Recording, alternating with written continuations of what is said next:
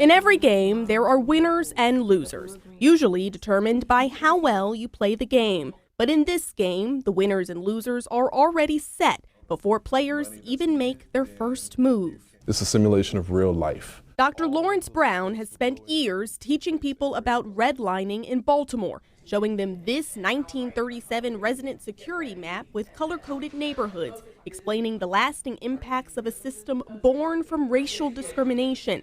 But Brown decided to find a better way to teach people about redlining by creating a Baltimore-themed board game called Urban Cipher. I would say it's like a Monopoly-themed version of Baltimore, and it's rigged in a way that really helps people understand how red and yellow color-coded neighborhoods were really placed at a disadvantage economically. Those were the neighborhoods that couldn't get loans, they couldn't get capital that they needed to grow and to thrive, whereas blue and green neighborhoods, they were able to get all of the capital, all of the access. The board is lined with Baltimore neighborhoods. A roll of a dice determines players' colors. Green and blue players can move around the board with ease, picking up cash and buying properties along the way, while also picking cipher cards to make important policy decisions.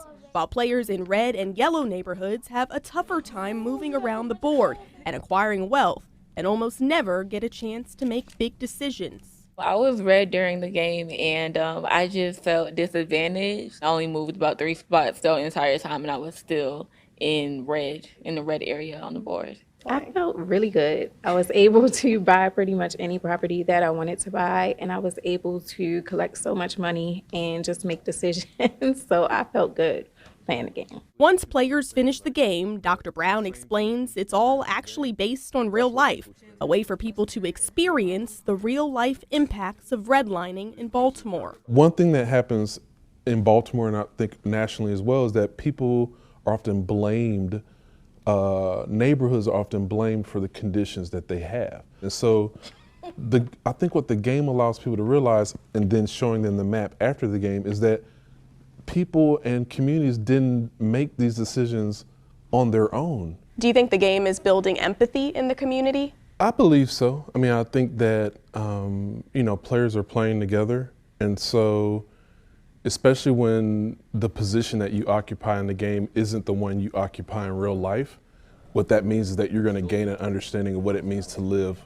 proverbially on that side of the tracks. It's literally putting people in other people's shoes. In the future, Dr. Brown says he would like to create more of these games specific to neighborhoods in Chicago or DC. For more information on the game and where you can get one, you can visit our website. At Morgan State University, I'm Brianna Ross, WBAL TV 11 News.